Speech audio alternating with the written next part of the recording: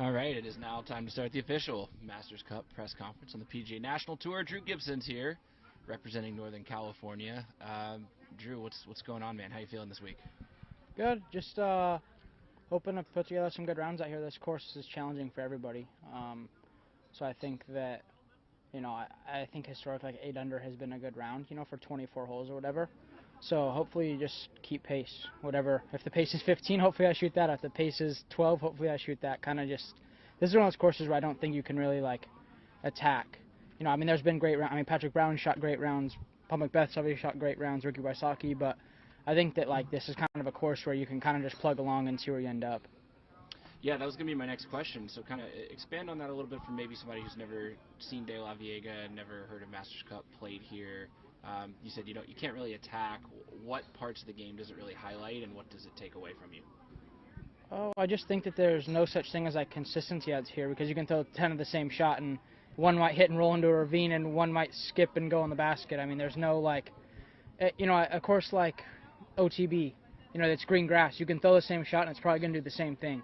Here, with 1 foot makes a difference of a hit and roll and a hit and birdie. So I can go play practice right now and shoot 13 under, and tomorrow in the tournament shoot 4 under par, and feel like I played really similar. It's just you turn a bogey into a birdie or a birdie into a bogey. So I don't mean not attack it. The course is great, but I just think that it's very you can't rely. There's not one birdie hole or one shot where this is a for sure birdie. How does that factor into preparation for a tournament like that, knowing there could be such variability over such small differences in distance? I just think at this point that's kind of like disc golf. At USCGC you have some imaginary line that's roped off somewhere. You're 1 foot left of it, I'm 1 foot right of it, I'm OB, you're not. So it's I think at this point we're just kind of used to the variance. This place really accentuates that on the ground. The other courses it's okay, here's a B line, throw hyzer over it. Here it's you can land where I land and we get 2 opposite results. Which is pretty rare for a course to where we get those very similar shots and one decides to roll and one sticks.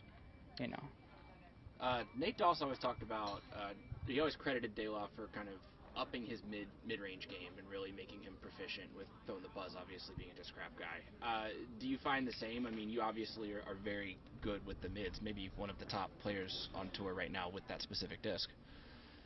I think that's just a disc I've always leaned on. The courses I learned on last week, I guess, were deemed too easy. So that's where I learned is the courses that were too easy. But I do think a course that's too easy accentuates your mids, and that's why I go on tour and I can hang with anybody when it comes to mid-range shots, because that's kind of what I learned on. So here is just a bigger version of the courses I learned on.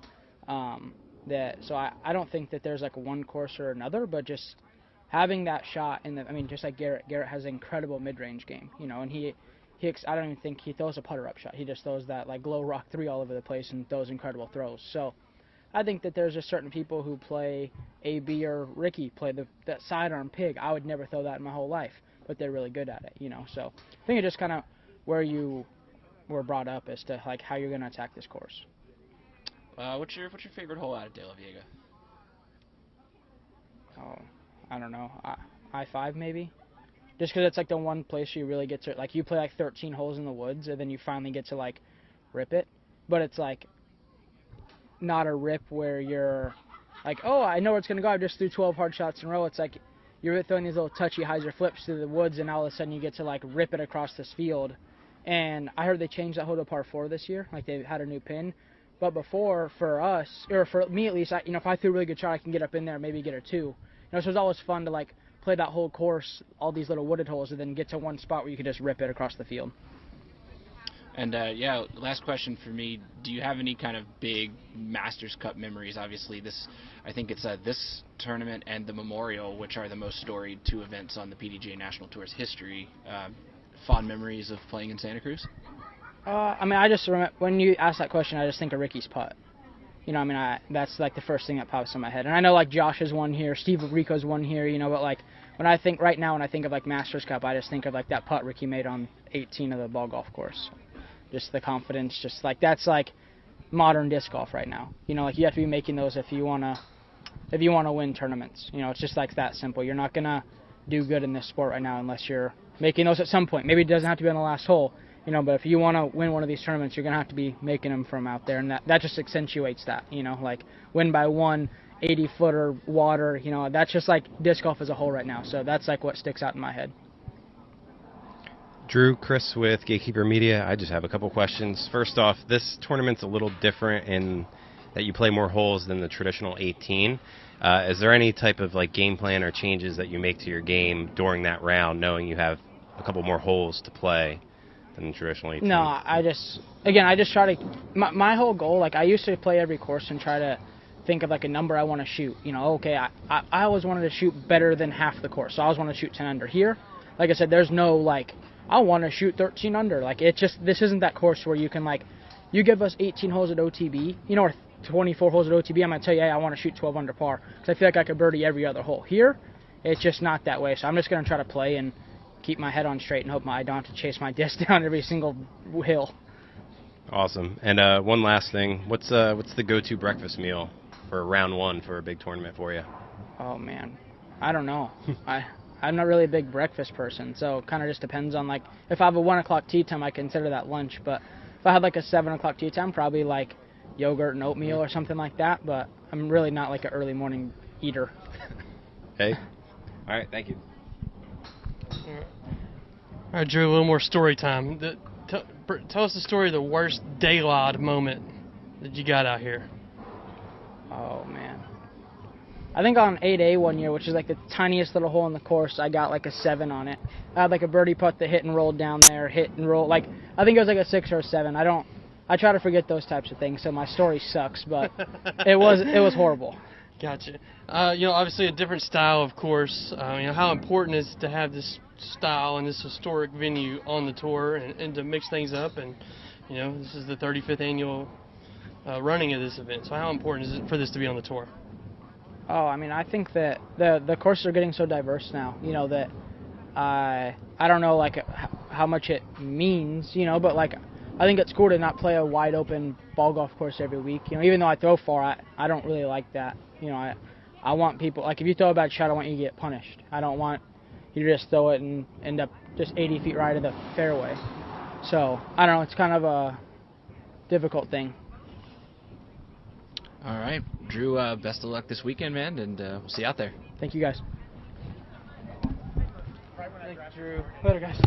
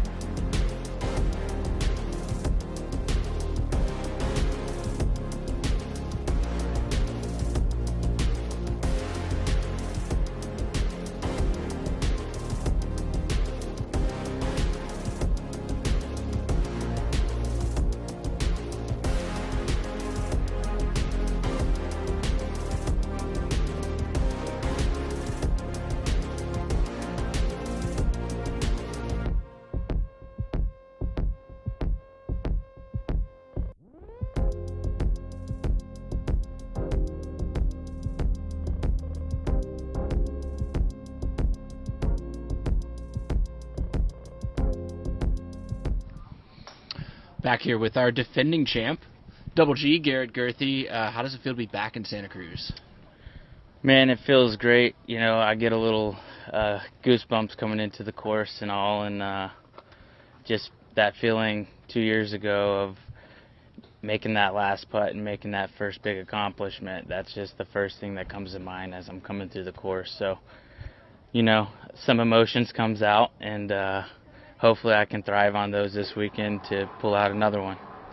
Yeah, I mean, it's pretty epic, the fact that you have to drive through the golf course literally on this property. Did any, like, particular memories come back as you're literally driving between the holes you were playing there? Oh, yeah, the downhill shot, I can't exactly recall the hole, but the downhill shot where I threw my big spike hyzer down there and almost aced in the basket, and just knowing that last drive on hole 18, I just had it wrapped in the bag. I just remember throwing my Red X Cal, keeping it safe, laying up, and taking down my first big win. You know, it's just, I miss it. But this year we're going to go without it, and we're going to keep our head up and do our best. So. Yeah, I mean, no golf course this year. Obviously, we're just staying at the traditional De La Viega track, but you still had to put in work 2 years ago to kind of get into that position. And now you get 3 rounds at that course. Are you more excited or more nervous given the potential to get De-La'd at any time? You know, I don't really worry about getting De-La'd. You know, I've been in many situations, so I try to make do with what I have and try not to get myself in too many situations like that. And quite frankly, if you stay out of the De-La's, you know, you're going to be around the top. So that's my plan this weekend, to throw the mid-ranges and fairways right down the middle, keep them center, you know, maybe pick up a 2 on I-5 this weekend. That'll be a goal in myself. We'll see how it goes. Well, I think you kind of just started, but my next question was going to be, take me through your caddy notes, your practice notes for the De La Viega course. Some slower discs, maybe? Oh, yeah, definitely a lot slower discs. You don't want to get the edge going too fast unless you have a little bit of room to do so, which out here there's not many places to throw the high speeds. So I get my Thunderbird, my T-Bird, my Color Glow Rock 3s. They kind of do work as my fairways as well. So those will be my workhorses this weekend, and I'm proud to throw them. And they've done me well so far, so we'll see how it works this week. Garrett, Chris with Gatekeeper, a couple questions. Yeah. First off, playing a tournament where there's more than 18 holes, you're out there a little longer than a traditional round. Any changes to your game plan, more water, or anything that you do differently coming into a tournament like this? Growing up in Florida, I've had the opportunities to play tracks like that, so unfortunately, the game plan will still stay the same, and attack every hole like it's my last one, and never give up on the par. So try not to scramble too much out there, and I'll be okay. Awesome. How's the Double G jerky going for you? Double G craft jerky's going well. We just launched our smash cracked pepper, and it's going great out there, and we can feel the love, that's for sure. We're running out of jerky quite early, so we're getting it made as fast as we can, and it's a good problem to have. And we're also working with McBeth with the McBeth Foundation, Paul McBeth Foundation, and we're going to bring on the McBeast barbecue, and there's going to be a max weight bag, is 180 grams, around a 5 to 6 ounce bag. So awesome. So look forward to that. It'll be on the website. It says coming soon already. So we appreciate all the people that's ordered, and look forward to bringing you guys more. Awesome. Last question. Coming to an important stretch of the year with Worlds kind of at the end here, you're playing very well. How do you feel about your game overall? Overall, I feel like I've been pretty level so far. I haven't had that breakout tournament yet that I feel like is just urging to happen, and I feel like we're in the good swing of things right now for it to happen. So I'm always trying to dig out the win every tournament, and if not, we wouldn't be here, you know, battling each week. You know, I played 13 tournaments straight. Last week was my first week off during U.S. Women's. I got time to reset. I've been putting some reps on the putting green, so it was a really good reset button, and a perfect time to take a break before this swing, because I feel like I'm ready, and that reset's going to do me good. Awesome. Thank you. Thank you. Yeah, I was going to say you're a spotter extraordinaire, crowd control expert last week. What was it like at U.S. Women's? What was that experience? You know, obviously got a front row view. The experience was great. Jessica played great. Paige shredded it. She did awesome, and congrats to her on, I think, her 18th major. Or, if I'm wrong, please, 16. Yeah. Forgive me. But, yeah, congrats to her. And being there watching, we just had to make sure the pros were out there showing the courtesy that's needed for all the players, women, men. You know, we have to remind our our card mates as well out there to have courtesy. Like, the only time you shouldn't be talking is when a player is throwing. So give them that courtesy, and I made sure of it this past weekend and help with the spotters out there, and everyone, paid attention. I'm a nice guy, and hopefully no one was rubbed the wrong way, but we gotta lead by example. Yeah, for sure. Awesome to see you doing that. Did a little research and digging. This June will mark 25 years of playing PGA tournaments for you. So tell us about the Southeast Nationals back in 1996. Oh, man, 1996. I want to say I was competing with Matt Oram in Mobile, Alabama. And, man, that just takes me back to rest in peace, Jim Oram.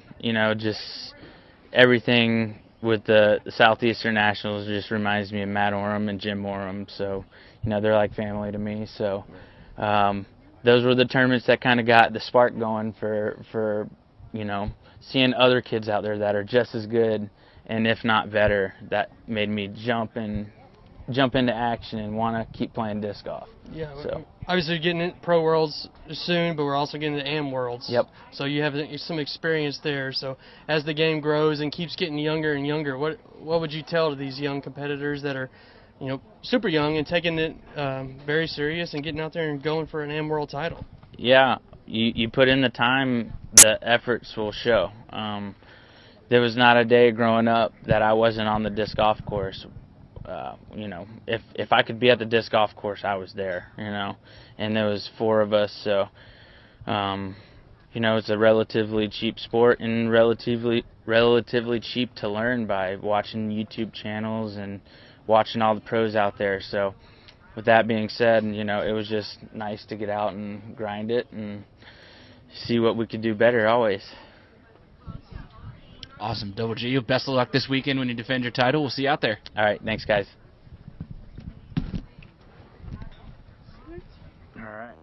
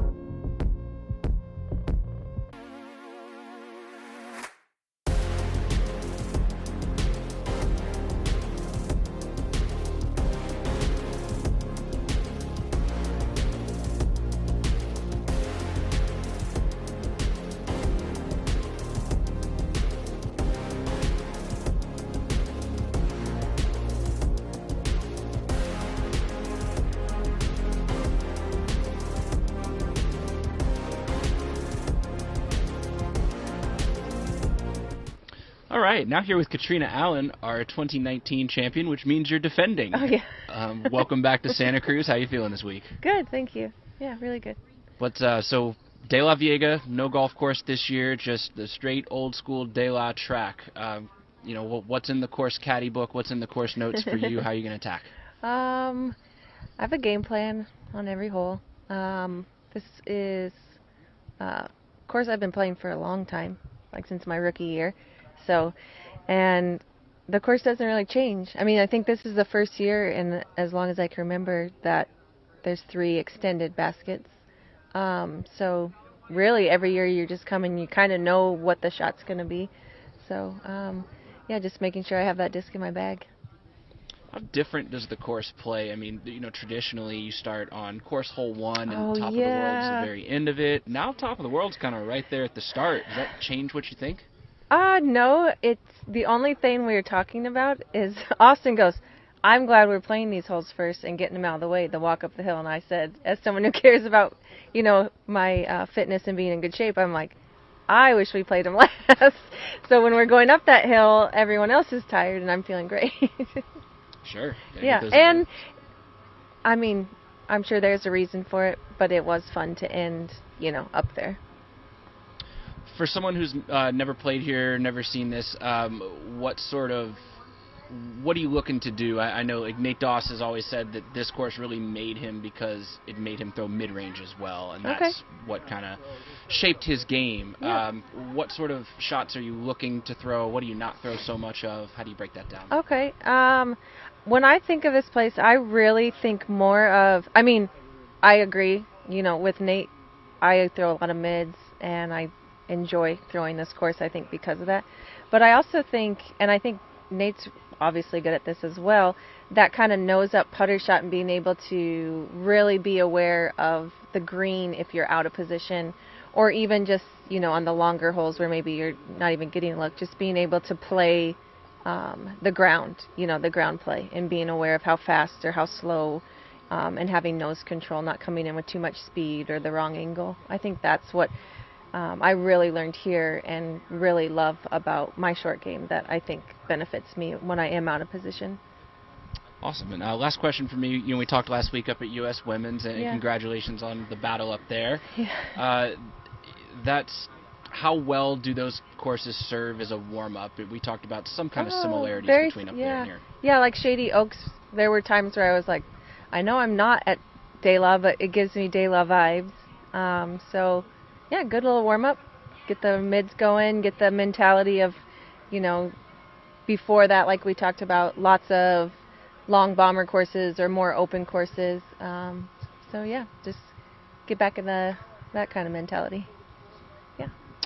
Hi, Kat. Hi. Chris with Gatekeeper. A couple questions. Okay. I just wanted to ask, I know you'll be relying a lot on your mids and putters. Is there a specific mold with Prodigy that you're going to most? A2, M2, or anything like that?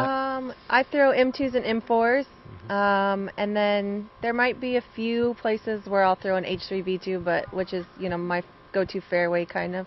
But really, I like the mids more. I like whatever the highest percentage shot or is going to give me a look, as opposed to throwing the fairway or driver to park the hole, if you will. But yeah, M2, M4 for sure. You've had a pretty successful career and year. You've been in the top 10 every event. How do you feel about your game right now? Is there any opportunities that you see or anything that you could still work on coming up to Worlds right around the corner? I think two things. I actually just made a post this morning, was kind of been reflecting on Women's US all week. And there's a couple things. I think that sometimes I am not paying attention to, I feel like I'm a very accurate driver, and I think in the woods sometimes I have to be careful of my run-up. So that was something I focused on this weekend preparing. I always know what disc I'm going to throw off the tee and which angle, but just taking that extra second, Austin was kind of standing behind me and being like, you're running up this way and trying to throw across your body. If you ran this way, it makes way bigger, helps you hit your angle better. So I was focusing on that. I think that's where a lot of my errors came last weekend. And then there was some silly things that were kind of bugging me last week with some social media drama and some disrespectful card mates that were, in the beginning of the year, none of that would have bothered me, and I don't know if it's just kind of the grind starting to get to me, but just really focusing on myself and not worrying about what other people are doing or what's going on, and that, just separating from that. But I do know that I did miss a few putts each round, but I felt like my putts felt flat, solid, on the pole, lots of speed. From circle 2, I stepped up and was shocked I didn't make it. I was hitting the cage, the top, chains every time. So, and that came from a lot of hard work. So that feels really good, and just try to zone in on the two things that I'm struggling with, and I think I'll be doing great. Awesome. Yeah. Last question, just kind of more day to life. You finish up your final practice round. What's the time in between that and your starting round? Okay. What do you do that night, morning? Okay, so in the evening, probably run into Whole Foods and grabbing a ribeye. Maybe some local seafood to go with the ribeye. Have a dinner. Already watched The Handmaid's Tale for the week, so that's out of the way. But I'm an early to bed kind of person. Probably do the crossword, go to bed, and then get up in the morning, get my run in, get a little lift in, get my cold shower in, have my ribeye again, and then take the drive down from San Jose and get prepared. Awesome. Yeah. Thank you so much. Yeah, thanks for asking. Kat, this is Matt Rothstein, PDGA. Okay. We've got you set up on a pretty interesting card here, first round, Central Coast here with Juliana Korver and Paige Pierce, 3 world champions playing on the same card. What does it mean for the women's game to see Juliana back out competing, and what are you looking forward to in that first round? Like I said at OTB, Juliana was someone I looked up to when I first started playing. I think that we both think the same about work ethic and preparation and execution and all those things. And when I play with her, I love how she's kind of also she's very similar to me, just kind of overdoing her own thing. She's got her U-disc out, looking at how far away she is. She's already prepared for her next shot, and I know Paige is the same way. She's prepared for her next shot, and I think we'll have a nice flow and 3 people who just really take our game seriously, always trying to take women's disc golf to the next level in our each own way. And I just really hope everyone tunes in, and I hope we, throw some great rounds and show everyone, I think our games are all similar, but we have different strengths, and so it'll be exciting to see some good golf.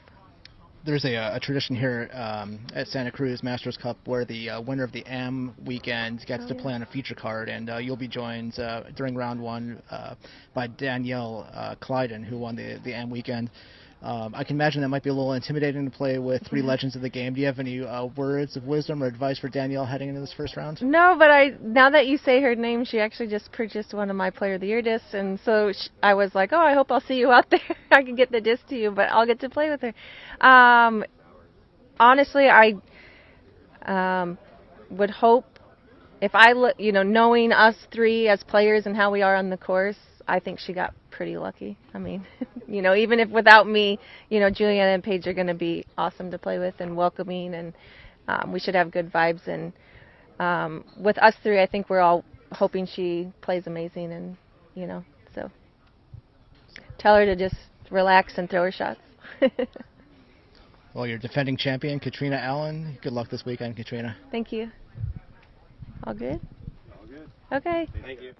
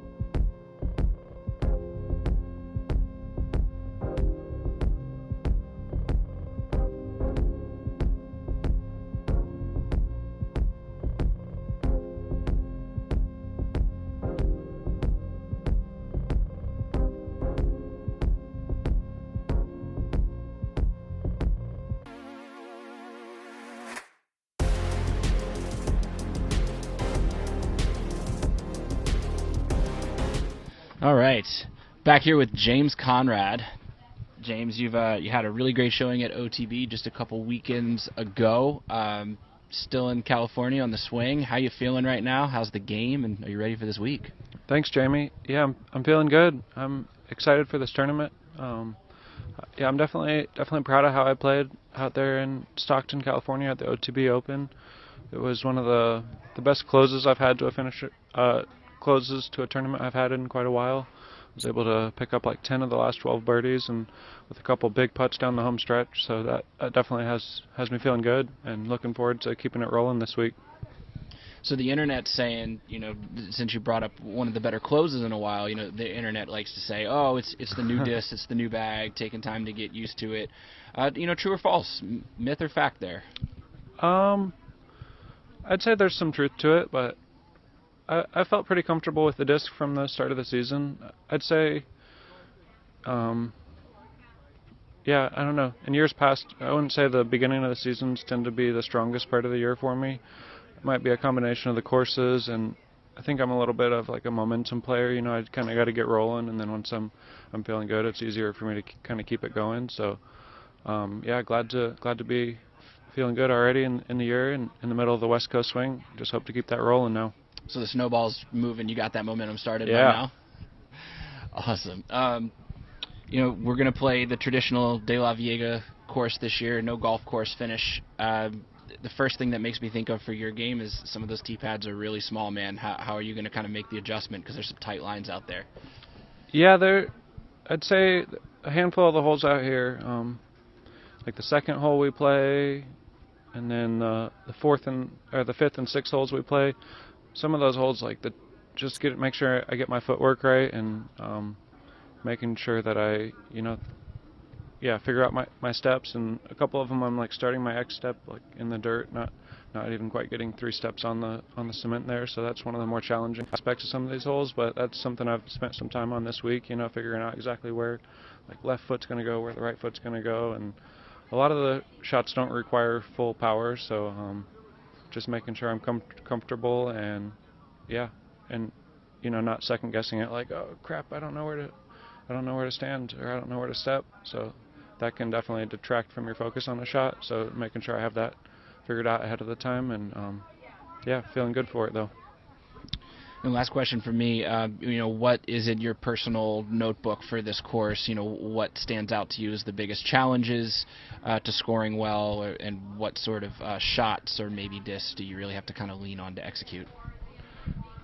I'm pretty excited that this will probably be the most I've gotten to show off like my NV and the entropy game. I'm throwing a lot more putters out here than I have anywhere so far this year. So if those are coming out of the hand clean, I think they should be getting me putts on pretty much every hole I'm teeing off with one.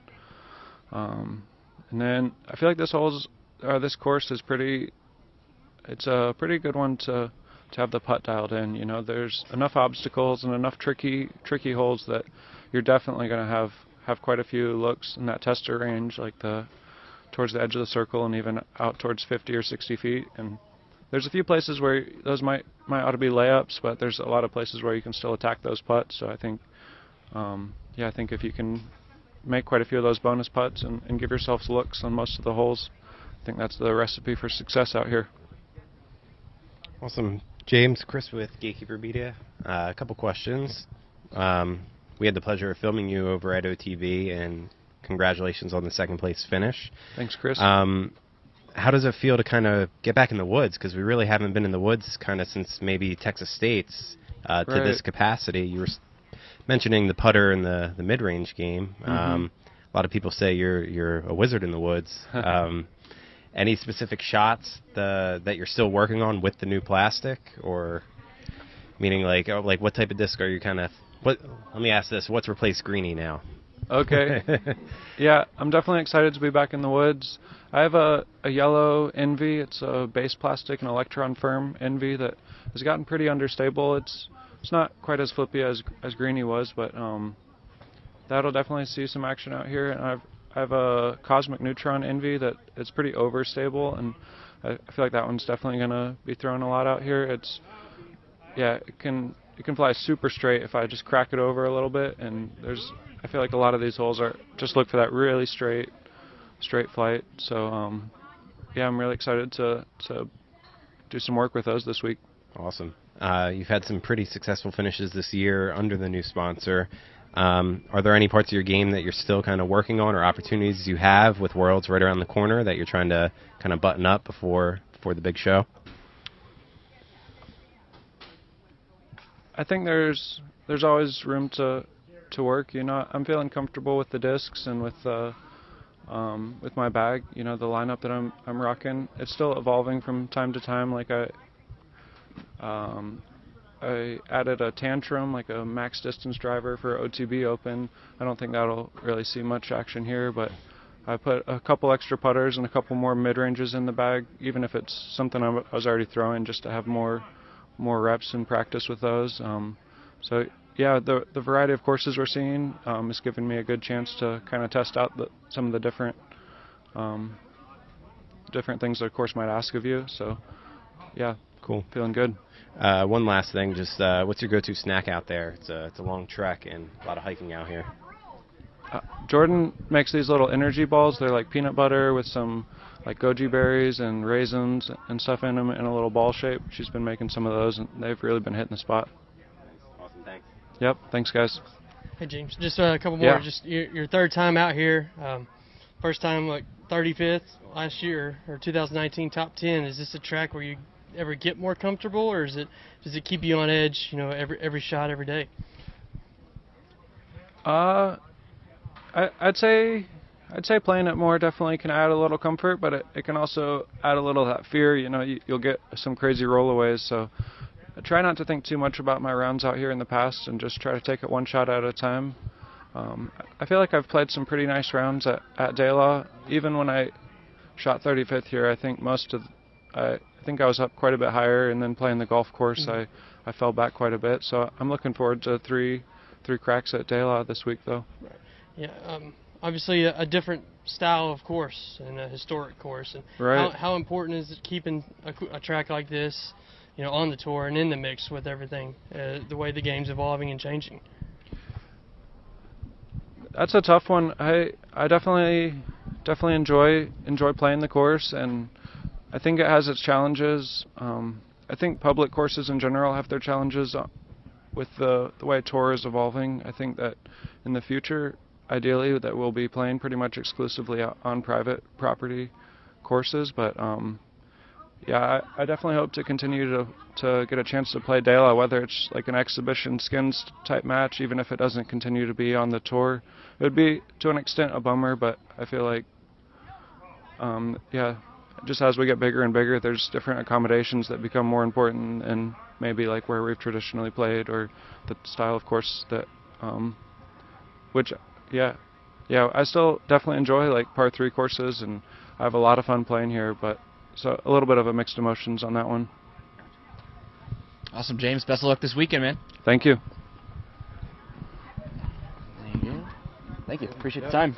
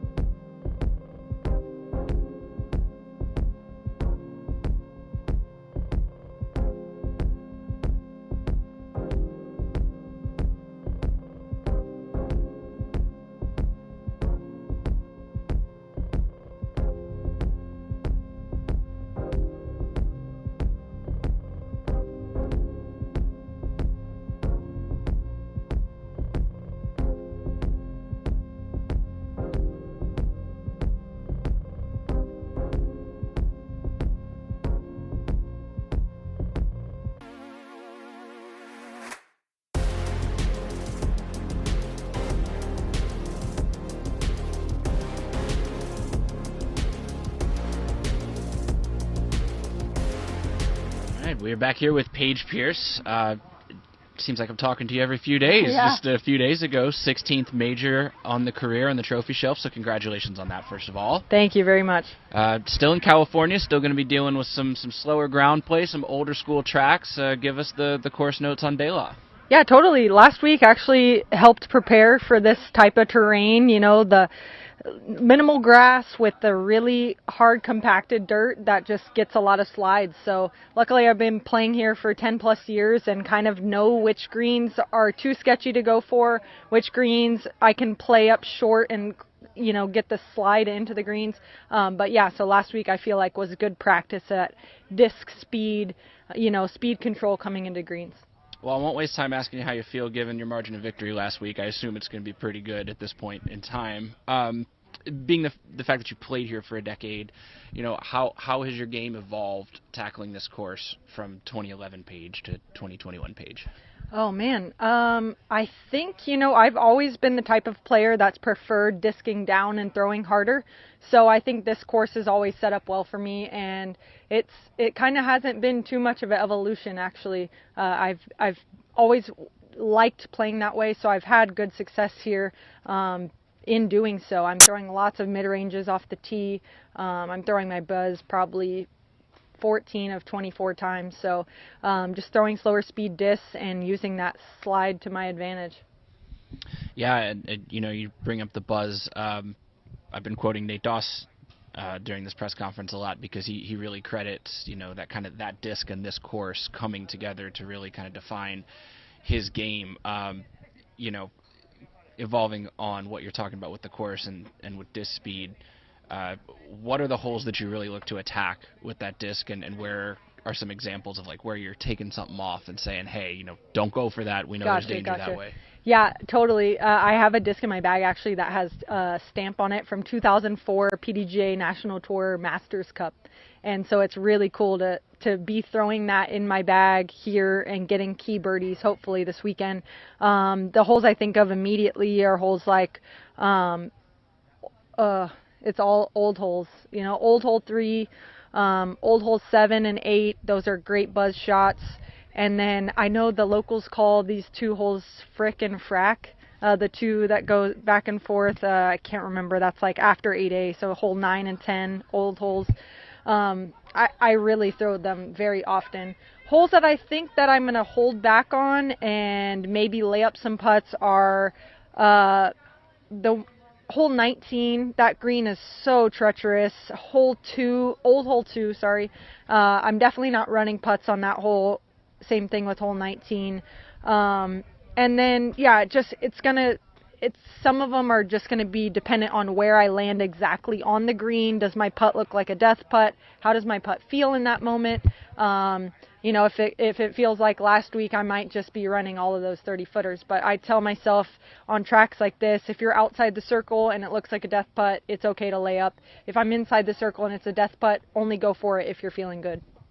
Sure. Last question for me is, what's one of your favorite De La memories from all the times you've been here to Santa Cruz? Oh, man. A De La memory. I would say... Wow. I'm trying not to think too long because I know we're live, but there's been so many years. I think maybe a putt of Catrina Allen's funny enough. Last year, I think you guys actually just shared it on your accounts. We were playing on the ball golf course, and it was torrential downpour. It was kind of like spotty rain here and there. And then all of a sudden, Catrina gets up to her 45-foot putt, death putt at a sand trap, and it just starts raining harder than it had all day. And she ran it and made it dead center in the chains. And it was just like, okay, Cat came to play today, and I need to keep up if I'm going to have a chance at this win. So I think later in that round, the rain cleared up, and I remember getting a late birdie with a huge putt on the second to last hole, and I think I sealed the deal on that, so it was awesome. Paige, Chris with Gatekeeper, I just have a couple questions. Your card starting tomorrow is great. We have 3 world champions and then the AM winner from this tournament. I didn't recognize her name. Yeah, Danielle. Do you have any advice for her being on a card with so many legends of the sport? Oh, man, stop. If you're watching this, stop watching this. You have no business watching this, hearing other players' thoughts, focus on your game, and go out there and get some birdies. I know that it can be nerve-wracking, but, everybody's going to have a bad hole, so just, expect it. That way you're not freaking out when it happens. Awesome. And last question, you finish up your last practice round. You have a later tee time tomorrow.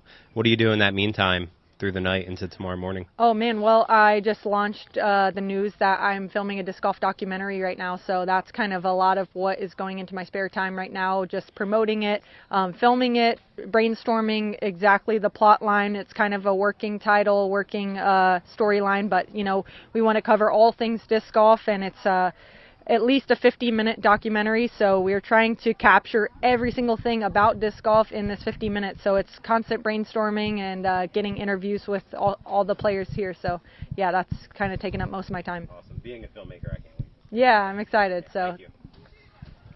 Paige, Matt Rothstein, PDGA. You took a little break about a month ago to go to Hawaii, took off, you weren't at the Dynamic Disc Open, Mm-hmm. You came back, you won your last 2 events. As your career progresses, how important is it for you to pace yourself a little bit, take some breaks, reset, and how are you feeling at this point in the season? Yeah, it's very important. That's something I learned over the years for sure. When I first got on tour, I had the mindset of, okay, I'm never going to get better if I don't play every single day. And not to say I didn't play every day in Hawaii, but when you're so tense all the time, we go from tournament to tournament, and whether we're in competition or we're in very strategic and strenuous practice rounds, prepping, it gets tiresome on your body, but also on your mind. And I think it's key to the longevity of the sport or for the longevity of your career to take breaks. I know players like, I'm going to use an example of Connor O'Reilly because he's kind of like in our touring pod right now. He said he hadn't taken a weekend off since February. And his body, he's doing ice baths every day, Epsom salt. He's like so sore. And I'm like, you don't have to do that. Like, nobody is planning your schedule but you. If your body hurts, take a break. And I think a lot of players, younger players in the sport, feel that, like, I have to make a name for myself. I have to win this B tier. I have to go to every single tournament. And I think that it will haunt you in the long run because you're going to be more prone to injuries. And I would recommend everyone taking some breaks sometimes and finding some balance.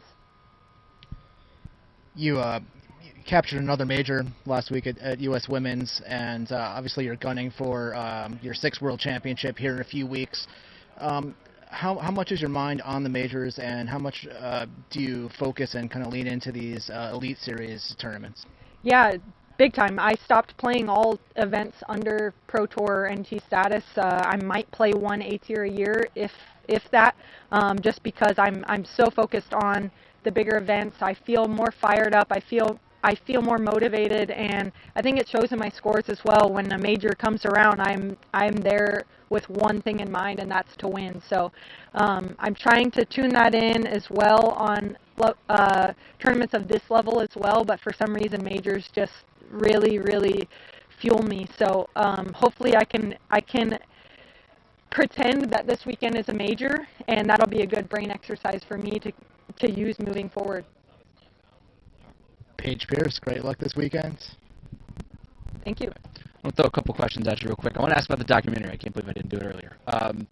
How surprised were you to kind of wake up and see that you were halfway funded in, I think, the first 48 hours that you put it up or something? Talk about the success. It was amazing, truly. And I kind of thought it would be that way with all of the sponsors that we got on board. I mean, Discraft, Suka, OTB,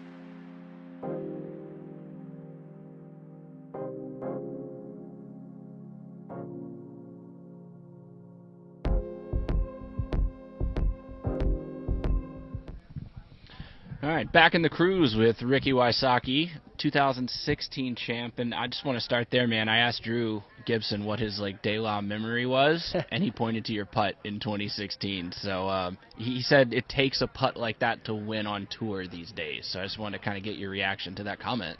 So true. I mean, there's so many people playing at such a high level that putts like that are going to be the separator on the last hole, final round of the tournament. When maybe there's not that many strokes separating the top at this point in where disc golf is right now, so you have to hit a putt to get separation, and so that's what I did in 2016, and it was definitely a memorable putt for me, and obviously for my competitors as well, like Drew. It was awesome to have a putt like that in my career that people still talk about even years after the tournament's over. That moment will still live on as epic tournament, epic history in the sport, and where Raptor Legs was originated. So it's pretty awesome to experience that. Yeah, and 2016, you're having a pretty good season then too. 2021 starting to shape up really nicely. We're getting closer and closer to that, the big date on the calendar that you have circled. How you feeling at this phase? Great. I took a week off after OTB and just kind of recovered the body, and I noticed a little bit of soreness just from being, playing a lot of tournaments in a row, and so I just definitely listened to the body last week and took a week off. Feel real healthy right now, and no aches and pains or anything like that. Still sticking to my regimen, and it's been good, but I definitely needed a week off, and I feel like I'm ready to attack the second half of the season. Yeah, very different course from the OTB Open, both distance-wise and the fact that we have elevation and rollaways. And I know you've been on the losing into some de las as well. Kind of break this course down. What are you doing out here? What are you strategizing for? It's just such an amazing course because it doesn't matter how far or how short you throw on this course, you can score. The distance isn't too much of a factor. You got to hit your lines. You got to know where discs skip, where the gravity affects the disc in certain ways, where you can go for a putt, where you can't. And so you definitely it's strategical more than any course. Like OTB was just bomb it and then throw controlled upshots into the green. Whereas here you got to throw controlled drive, controlled upshot, or putt, whatever it may be. And so there's always a mental challenge on each hole, and each hole is a little bit of a different mental challenge. And so it's awesome. Some holes you got to throw a pinpoint drive to give yourself a putt, and some shots you got to throw just a good enough drive and just to give yourself a chance at a putt. And so there's so many fast greens, so many fast fairways that it's just, you can never relax. There's always that. You can always get daylight at any moment, even when you don't think you can. So you really have to stay at high alert, and so it's just an amazing course, knowing that if you're top 20, top 30 in the world, you can win the event. And I think that's for a lot of people that's a motivation or confidence booster for them. But for me, as I still feel like I can win. It's just going to be a little bit different of a skill set. You got to really come in here. I think I throw like one distance driver out there. Maybe I-5 is the only hole that I throw a distance driver on. Everything else is fairways, mids, and putters, and just controlling the speed. And that's the biggest thing out here is just speed control on your drives. All right, I know it's going to be hard to top, but I'll give you the favorite de la memory. The origin of Raptor Legs and a tournament-winning putt. That's hard to top. Do you have another one?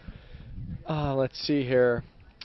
Barsby's roller ace. I wasn't even there for that, but that just tells you how epic that is. A roller acing hole. What is hole 4? It's now different hole in the tournament layout this year, but hole 4, the regular course, Barsby acing that. That's just roller acing that is just epic. Everyone's seen videos, everyone's heard him talking about it. That shot is, even if we don't come back here for a tournament ever again, or the history of disc golf is that'll make history. So I think that the Raptor Legs and that, I'm a part of the Raptor Legs, but I still think that was a big part of the history out here at De La, and I think that obviously Barsby, I show mad respect and appreciation for that shot. That'll live on forever. Hey Rick, Chris with Gatekeeper Media. Just a couple quick questions. It being longer than like an 18-hole course, you have to put up 24 holes in a round. Do you do anything different in your warm-up, pregame, or routine when you're out there? Yeah, so there's actually supplements that I can take that I work with a nutritionist obviously full time, and so he's awesome because he forms my game plan as far as nutrition for each tournament. He's a disc golfer. He knows all the ins and outs. So there's certain supplements I can take mid-round to give myself a little energy boost going into the end of the round. And so I'm changing my supplements up a little bit. I drink a lot of green tea during the round to keep my sustained energy levels up. So it's more about keeping my energy levels up and throughout the round, especially being a longer round out here, being 24 holes. So yeah, I think it's my nutritionist. We're going to talk to him tonight, give him a text message, and see what we can tweak to give me some energy throughout this long daylight round. Awesome. And I know this is one of your favorite courses. How does it feel to be back in the woods? We really haven't been in the woods in quite some time. Yeah, no, it's a great point because we haven't. I mean, San Diego and Goat Hill was in the open. OTB was more in the open, and so it's just a whole different beast out here at daylight. It's so fun though. It's just every shot is fun and enjoyable. I know all my buddies that are on tour. We're all talking about how just enjoyable each shot is. It's you're not throwing as hard as you can. You're just hitting your angle. Floating a putter, floating a mid-range on a certain angle. You have to work angles and all that stuff. So that's just, it's fun to throw those kind of shots. A lot of people like seeing us throw 550, 600-foot bombs, but we also like to shape shots too. We can do that. We have the skill sets to do it. We just don't get to utilize it as much because the courses nowadays are like OTB, they're like Goat Hill, they're just bomber courses. But I definitely enjoy throwing, rock shots, pig shots, and putter shots as well. So it's just a fun skill set to be able to showcase for the fans as well, for them to see that we can throw touch shots as well. Awesome. Last question from me. You do a lot of practice rounds out here. You get a lot of reps in. Once that all finishes up, and it's the end of the day and the rounds tomorrow, what's that look like for you? What do you do on your day-to-day? Yeah, so I'll get like a massage. I'll do an ice bath. I'll do just as much recovery as I can to get my body ready for the next day. I like to play early practice rounds, so I think it gives my body more time to recover, especially if I'm playing like today, the day before the tournament. Play at like 8 a.m., get done by 10, and have pretty much a whole day to recover, but yet still have a practice round. So I like to play early, beat the crowds, and give myself my body time to recover and be in tip-top shape for the tournament. Awesome. Thank you. Yeah, thank you. Rick, you mentioned a lot of the new courses being open bomber courses. This course obviously stands out, just not just for the technicality, but also for its history. As the sport develops, how important is it for us to hold on to these traditional courses and build on the traditions that kind of built the sport? Yeah, that's such a touchy subject because I think that disc golf, there's got to be that history and the roots of where it came from, and so I think that's for that part. This event is amazing, but it's also amazing to see the growth of the sport and see how much disc golf's not kind of in a way outgrown this day-law, just because for the sole reason of like parking and all this stuff. The tournaments weren't as big back then. There wasn't as many spectators. All this stuff wasn't calculated as much back then. So it's in that aspect we're outgrowing day-law, and it's kind of sad because I can kind of see it's getting weaned out. And I've heard some rumors saying that we're not going to be back here at day-law next year. I don't know how true that all is or what's happening, but I think that there needs to be history. I think that's something in the sport of disc golf that, a lot of our, majors and stuff and different things, worlds, they change a lot. So it's hard to, create history at a course. And so this is the one course that we have that at. It sounds like it's going to get removed, which is kind of a soft spot for me because even before I came out here, there was history. And as I'm, playing throughout my career, there's built more history with, my Raptor legs putt, with the Barsby roller race. So it's just the next generation's creating history, and it's kind of like going away, which is tough to see. But I see the sport outgrowing this venue for all the different reasons, like I said earlier. And so I can see both sides, but I'm kind of bummed that we may not come back to day-law. That's a total bummer for the sport and for the fans not being able to see us attack this course. You mentioned that a course like this really opens up to the field. The top 25, 30 players really have a chance of winning the event. As one of the top players in the game, do you enjoy that challenge, or do you try to step up your game a little bit more, knowing that a lot more players have a chance to win? Yeah, I mean, I think it's the biggest thing I notice is there's newer players making lead cards, making feature cards that don't normally, because they may not have the distance or whatever, but they have the shot making skills, and they're still amazing players. No, you can't take that away. And so it's cool to see players that may not have the opportunity to make a feature card, play under the pressure of being near the lead with a big gallery on this amazing course. And so it's cool to see other players get exposure and really get a taste of what it feels like and how what it takes to play at a high level all week on a tough course. We saw you break out the Raptor legs at DDO memorably on the island hole, and there's a lot of talk about the birth of Raptor legs here. Just give us a little background. Is that something that you did growing up? I'm sure you had some Raptor leg moments before the cameras were on you. Yeah, so basically the way Raptor Leg started was it obviously started all here, but the funniest thing was I made that putt obviously in 2016 for the win, and just naturally celebrated, ran up to grabbed my disc out of the basket all excited and just pumped that I just made this epic shot at this epic moment, and so it just kind of naturally came out, and then I heard a fan say something. The Raptor Legs, nice putt, and I was like, oh, that's kind of funny. And so then I was like, all right, Raptor, that might stick. Like, that's kind of cool. I feel like I can claim that. I should claim that. I feel like I earned that. And I look back at the video, I'm like, wow, that's cool. I do look like I Raptor legged all the way to the basket. And then people were starting to comment on it, and then so it was more the fans gave me that nickname, and so that's why I think that people love it when I bring it out, because it's like the fan, created a nickname for me and it stuck, and so like the fans love it, and I love embracing it, because it's like, yeah, they came up with it. I give them full credit. I don't even know what I probably will never remember, but I just remember seeing a comment too one time that it was like, oh, Raptor Legs for the win, and so. Yeah, it was just a cool experience to be able to feel that energy and the nickname being created without me even knowing it. I wasn't trying to do Raptor Legs. I was just, just like they always say, the most genuine things happen without you even knowing it. So it was a perfect moment and perfect showcase for that saying. Last question, Rick. Obviously, you're gunning for a world championship here in a few weeks. At this point in your career, major titles are probably the most important goals for you. How do you look at an event coming in to an Elite Series event? Do you get as pumped up for this as you did earlier in your career? Yeah, I mean, an Elite Series event is the biggest events that we have. I mean, so I think that I play some of the Silver Series, and I try to get as pumped as I can, get the blood going, and get the fire to win. But Elite Series, anytime it's an Elite Series, I'm practicing all week. I'm preparing myself to win, and so the Elite Series is it's no different than preparing for a major. I mean, obviously majors mean more, and they're to us players, but I mean we want to win them all that we play, and so I make sure that if I'm playing a tournament, I'm trying to win. I'm trying to take it serious. I'm trying to just showcase my skills and show what I can do out there. So the Elite Series has grown a lot, and even in the players' eyes, we respect the Elite Series to the point where, it means almost just as much as a big major. That's excellent. Well, we look forward to seeing you play this weekend. Best of luck, and hope to see some Raptor Legs out there. Hope I can bring them back. Ricky Wysocki. Thanks, y'all.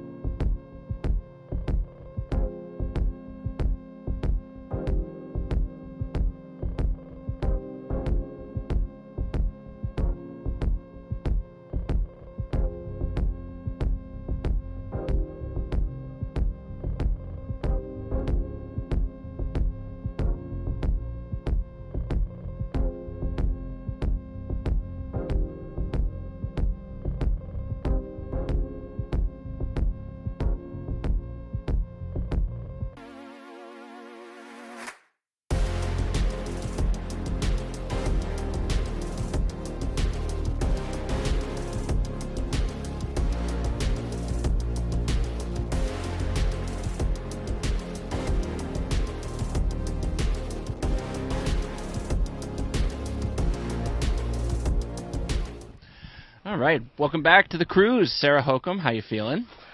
I'm feeling okay. Not amazing, but okay.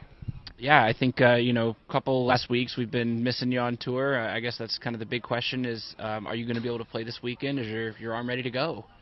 Unfortunately, it's not. I played a couple practice rounds out here, and it is still not, the arm is still not working. I'm still losing grip strength and about 50 feet of distance, along with control over my backhand drives and long putting. So at this point, unfortunately, I have to say I can't play again.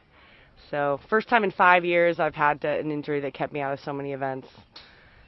Well, and I know you're a great competitor, and that's probably got to get to you a little bit. What's the mental regimen right now? How you kind of getting through it?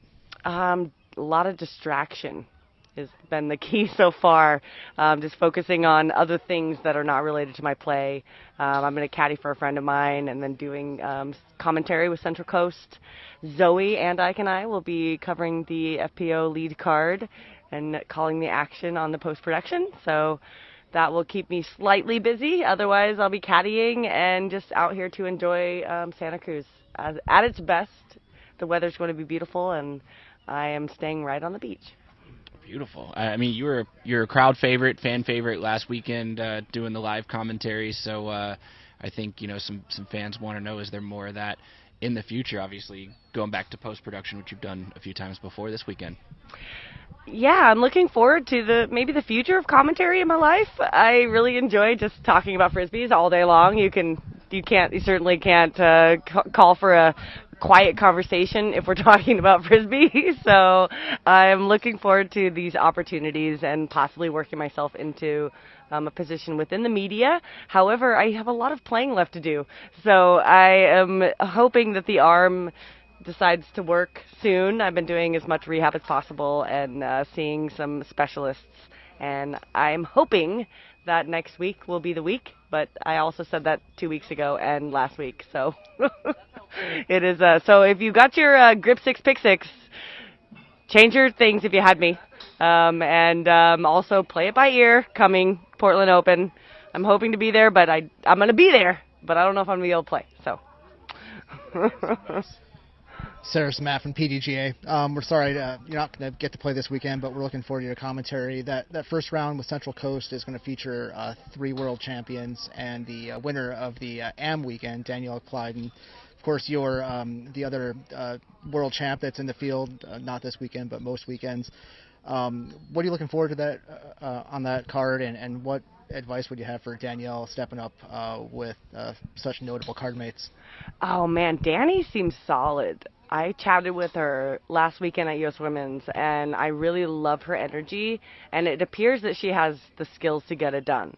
And the fact that she's already competed on this course in the AM weekend gives her a huge leg up.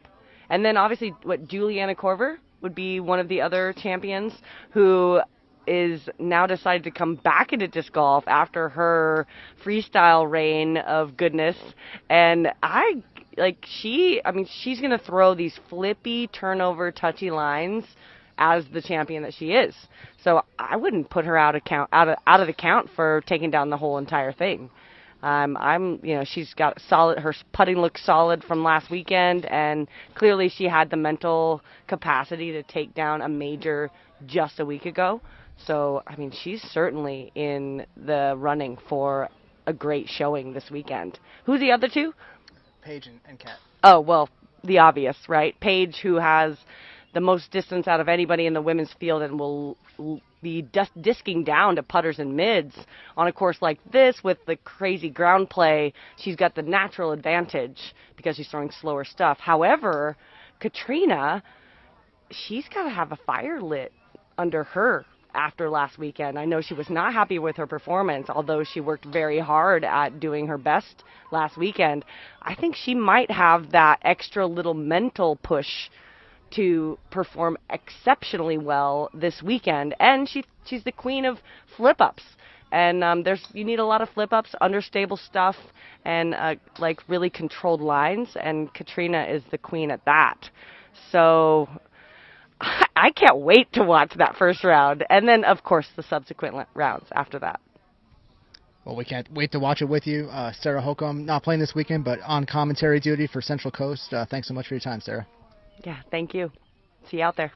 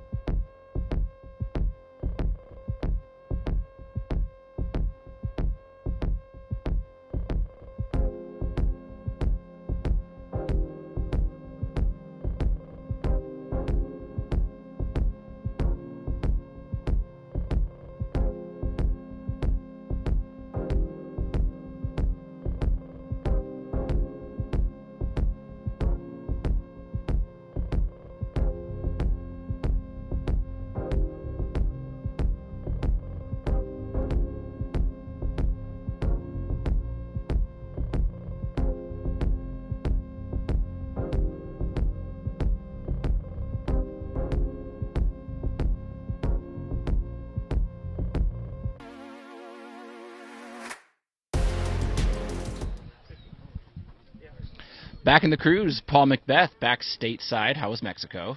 It was great. It was a beautiful place. My first time there, and it was good to just go down there. I've been to Cabo before. I've been to Tijuana before, so I've seen both sides of what Mexico has to offer. But going there for a purpose more than a vacation was really cool. Yeah, I know we could probably spend a whole hour or so just talking about this, but you posted some stuff on Instagram people should check out for the quick highlights. But what's the enduring memory in this moment of getting that first course in the ground for your foundation? Just seeing how so many of the youth took to it. The staff took to it very well for something they'd never heard of. One thing I was very adamant about was let's not overteach it. Let's just introduce it, because the last thing you want is people to be introduced to something and then you're already correcting them, telling them what to do. Just let them run with it, let them enjoy it. So we taught the staff a little bit more in depth as the kids get better and want to learn more. They'll ask questions. So this is the next step from there. But just seeing the true joy that they were having playing disc golf, throwing it at cactuses. They were like parking cactuses, so they're metal, plastic little things, but they were still objects. And then we got the course in, and they were able to play and just explore. And a lot of the staff said that this is something that they're really excited about, because they can actually go on walks and talk with some of the kids, because not all of them are coming from the best place. A lot of them have some, personal struggles and things like that. So this is just another aspect that they can, reach out to these kids and hopefully give them an opportunity of maybe a job and taking care of the disc golf courses or other aspects of that. So, it was just it was an incredible experience. Awesome. Phenomenal job there. Let's turn the focus to competing this week. This track. You've won here many times. Give us the breakdown. What's the strategy at De La? Well, what do you got to look out for? Yeah, I feel like it's the first disc golf course that we've played in a long time. We've been at golf courses everywhere all year. Jonesboro is the only other non-golf course I can think of off the top of my head, but it's still a golf course-like feel. But first one where you really have to control some mids, control some fairway, spin rate, the angles you land your disc on, and the importance of putting. Because if you're not putting well, you're not going to have any confidence going into these greens, and we all know they can just keep going. They go over those cliffs and they can just keep going, and now you're looking at a birdie, or you're looking at a birdie, now you're looking at a double bogey at best. So, to be honest, I feel great going into that. I think that week off really helped me. Putt feels really good, and that's huge out here. And this tournament always seems to be a big indicator for who's going to be a favorite at Worlds. If you look back, out of 7 of the last 8 years, it's been Rick and I winning this. So that's kind of been who's won the last 7 of the last 8 Worlds. So I think this is a big one that kind of leads towards that title. I noticed you said your putt's feeling good. I haven't heard you say that a whole lot this year, so that ought to be a good thing for you. Yeah, it's a great thing. It's a good time. Not far away from the World Championships. I think that's the big one that I'm really looking forward to. I know we had a course shift for next week to another golf course. So, I think this one being on a disc golf course, we don't really have Worlds too often on golf courses. So I think this is, like I said, a great indicator for who's going to be a favorite at Worlds. And last question for me, on the strategy front, shifting top of the world from the very last hole to very early in the round, it kind of makes the course flow a little bit differently. Yep. Do you change up the strategy because of that? Actually, I played with Hannah, Juliana, and Stacy Ronsley. So I was playing with them, and we got up to hole 22 on the layout that we're playing now here with the Masters Cup, and I was like, man, why? I keep conserving too much energy at this point, because I'm used to going up that hill after that, so you need to save some energy. But now you got those 3 flat holes to finish, or those 2 out in the open, and then those 3 flat holes to finish, to where I don't have to conserve that energy anymore. You kind of get that early start, get the blood flowing. So it is not as a dramatic finish. I feel like throwing off the top of the world. It's kind of a boring 2 finishing holes, but I understand it flows better, and it kind of, I don't know. To be honest, it is weird feeling, but that's just how they want to run the event. Paul, Chris with Gatekeeper Media. I just have a couple questions as well. Having so much experience here, what is it just about this course that you love so much that just makes it such a memorable track that's been around for 20 plus years. Yeah, I think that goes both ways. The love and hate on that. So I'll answer both sides. But it's just one. I mean, I grew up in Southern California, so 6 hours south of this, and this was one that it was a long travel back in the day to do, by car, but it was one that you always did every year. So. One, I think it's just the challenge of that, controlling your ankles, your spin rate, the speed of your disc, all the above. You need to have, all that control on your shots, or you could be down these cliffs a lot or hitting early trees. So I love that factor. I love the challenge. But then the negative part is that it's squeezed. We don't have much parking. We don't have warm-up areas, and it is a disc golf course, public course. So we're out there practicing with, everyone. It doesn't feel like a lot of the pro tours, they close the course down, we have it to ourselves. Here we're battling with locals, they're jumping in front of you, they're pushing you.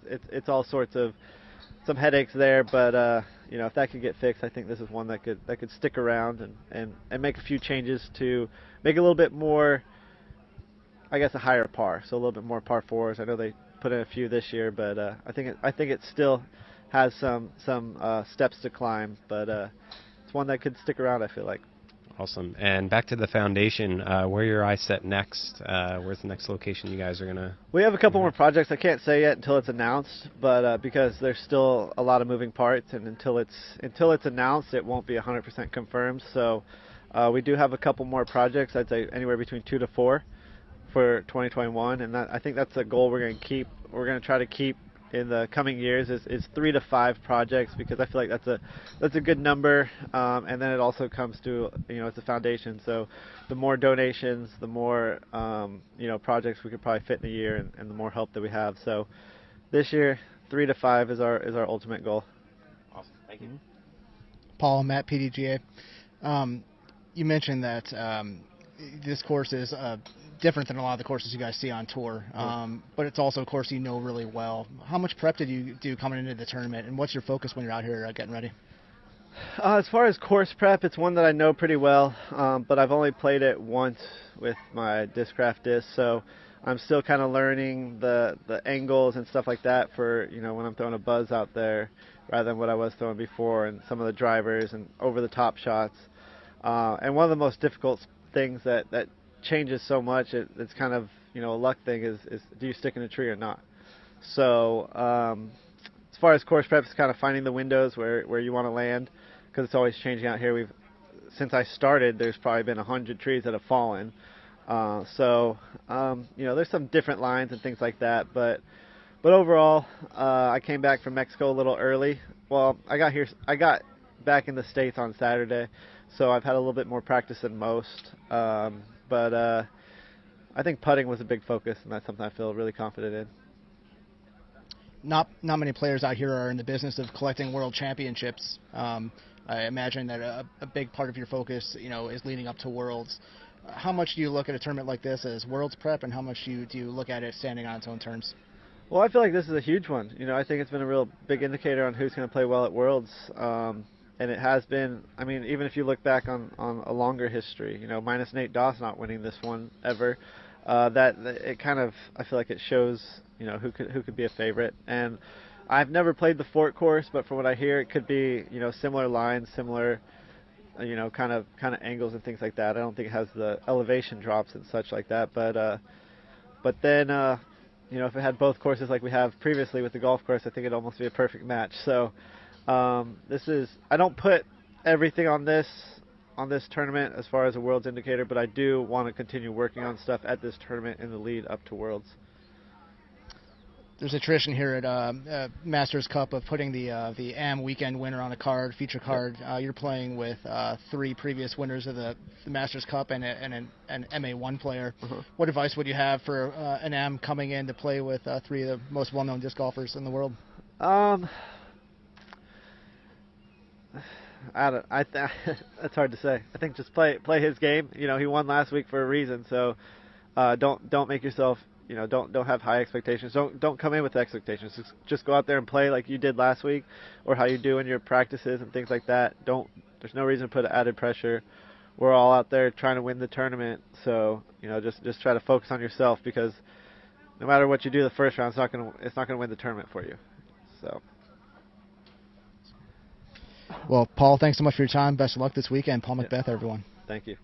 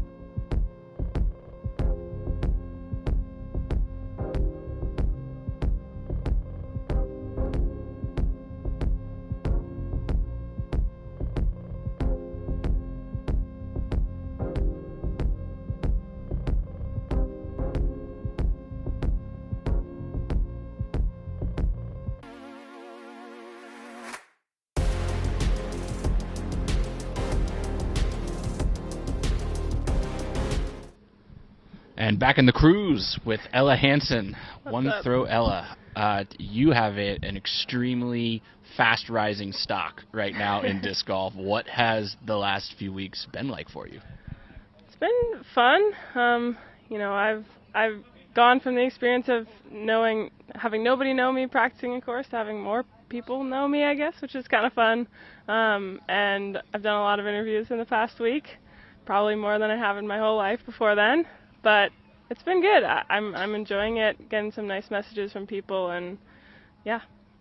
Oh, and you have one of the most positive, probably one of the best hype people in the game in Yes, Zoe Andike absolutely. at your back. So how's that experience been? Oh, Zoe's the best. She's always there to hype me up, no matter how I'm playing, no matter if I'm crushing it or doing kind of bad. But yeah, she's been an awesome support, and been practicing here at De La this week with her, and we've got a plan to go over the course hole by hole tonight so that we stay on the same page. So not just hyping me up, but making sure I'm prepared for the tournaments.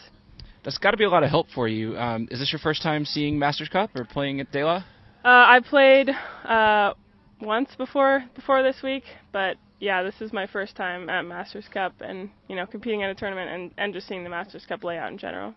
What are your thoughts so far, and how are you going to kind of fit your game to attack this course? A little different than what we've seen the last couple weeks. Yeah, I think that it's definitely a legendary course, and I heard somebody say while practicing that pretty much every hole is a signature hole at De La, which I think is kind of true. So for me, I know that there's a bunch of tough ones out there, and obviously I'm trying to get birdies and throw really good shots, but every person on the course, no matter how good you are, is going to have some brutal rollaways, some unlucky breaks this weekend, and I think that my plan is to have the best attitude about that, because I know it's going to happen, and if I get down on myself when I have a unlucky rollaway and start complaining, then I'm going to just make myself feel more negative and probably going to miss the next putt or whatever. So my plan is just to go in with a positive attitude, try to get birdies where I can, but be happy with pars and be okay with couple over pars, because I know it's going to happen. Yeah, last question for me. Did you learn anything last week? I mean, there's some similarities, speed of the greens, trying to feather it in close to the pin. Mm-hmm. What kind of things did you learn last week that you could put into practice now? Yeah, a lot of dust, I think, is on these courses in NorCal. So, yeah, like you were saying, definitely feathering it up, trying to be gentle with the upshots, and knowing, some of these holes got some like straw on them, so knowing where to hit that straw so that it kind of filters you down towards the basket without, just sticking right there or like skipping way too far, sliding too far away from the basket. But yeah, I think that there's a couple of holes where I'm definitely planning to lay up a putt unless I'm really close, because a lot of rollaways and drops at the end, drop-offs. But yeah, just keeping the disc low, so if you hit trees, you're not kicking off way too far. Keeping it low, sliding, using that ground play for sure. It's Matt Rothstein, PDGA. A lot was made of your third place finish last week at U.S. Women's, the highest finish by a player playing the first pro major since at least 2011 that we could find. Sweet. how tough is it to keep your expectations at bay? Are you still coming in here just looking to play your game, or are you starting to think about making the podium and higher achievement? Yeah, I mean, I think that pretty much every tournament I've played so far this year, I know that I have sort of the skills to make the podium, and I'm really excited about last weekend and being able to put that together to make the podium. I also think I have the benefit of never having played a Masters Cup, and so every new tournament I play this year, I'm attacking with new eyes, and so I just want to be successful on the course, and I'm sure that other people are going to play well, and I'm hoping that I can just compete with those players that are playing well and minimize mistakes for myself. We've seen a number of players have success coming from Ultimate, and you came over last year, our understanding was because there just wasn't a lot of Ultimate to be played during the pandemic. Mm-hmm. Now that things are picking back up in the Ultimate world, do you have plans to continue to compete? My focus is definitely on disc golf right now. I've been telling people I'm never going to say I'll never play Ultimate again, because I love Ultimate, and I have a really great community over there. But right now, I really am enjoying disc golf, and I'm obviously having some success, and hopefully we'll continue to be successful. So I think what I've been telling myself is as long as I'm still really loving it and I am having success, then I'll probably stick with disc golf. I might hit a couple of fun tournaments on off weekends, Ultimate tournaments on off weekends this summer, but definitely planning to stick with the professional disc golf for now. As a player who's relatively new to disc golf and seeing a course like De La for the first time, has this given you pause to think about new shots that you want to work on, develop, and add to your bag? Yeah, that's an interesting question. I think that one of the things that I benefit from coming from Ultimate is I know how to throw it on different angles, and I'm not just a one-trick pony. I don't just throw a hyzer flip for every single shot and change up my discs for, obviously I try to do that sometimes, but I think that those touch shots, like we were talking about earlier, those touch approaches are really one of the harder things to do at this course, and are super important, and so that's something I've been focusing on, of just like giving a disc a little bit of nose up and letting it float in there without too much speed. And I think that just the touch at a course like this is really important, and I think it, last weekend was helpful in terms of realizing, it's time to like dial back just ripping it and being okay with wherever it lands, like a course like OTB, where obviously that was a tough course, but we want, you could benefit from being 100 yards to the left or 100 yards to the right on the fairway, and it would still kind of be the same shot. But yeah, here for sure the touch is important, and finding the good landing spots that are safe. Well, we're looking forward to seeing how your game translates to this famous course. Al Hansen, good luck this weekend. Thanks very much.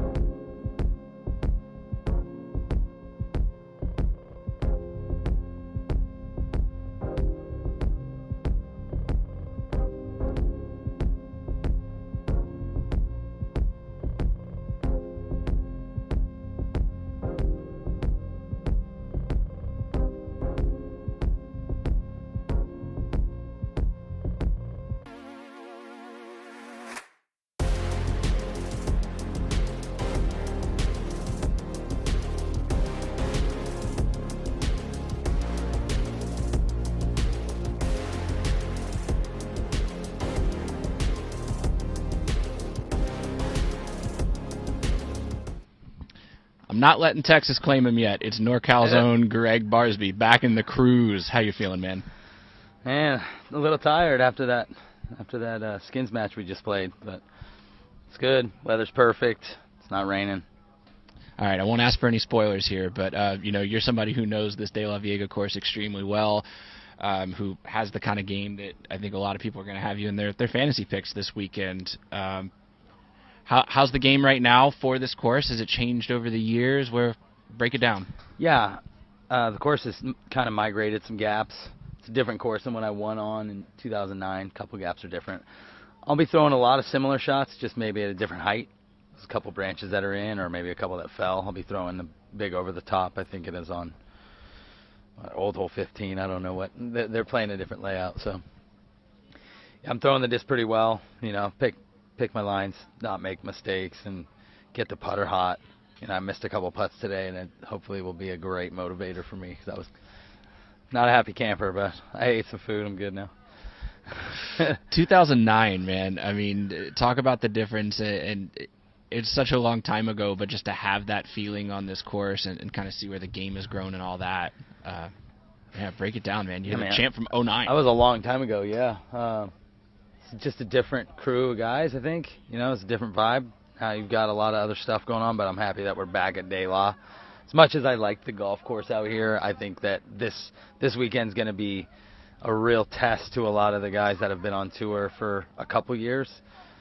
A lot of the NorCal guys know this course takes a ton of control, good speed control, good angle control. Got to have a good putter, you know when to run putts and maybe know when to lay up. You know, smart play will be rewarded this week. So I asked Drew Gibson earlier in this press conference what his most memorable De La moment was. He pointed to Rick's Raptor Legs putt. I asked Ricky the same question. He pointed to your roller ace, which makes another year. It's an unbroken streak of your roller ace being referenced. How does it feel just to have like one of the most famous shots in disc golf, and such a unique one at that?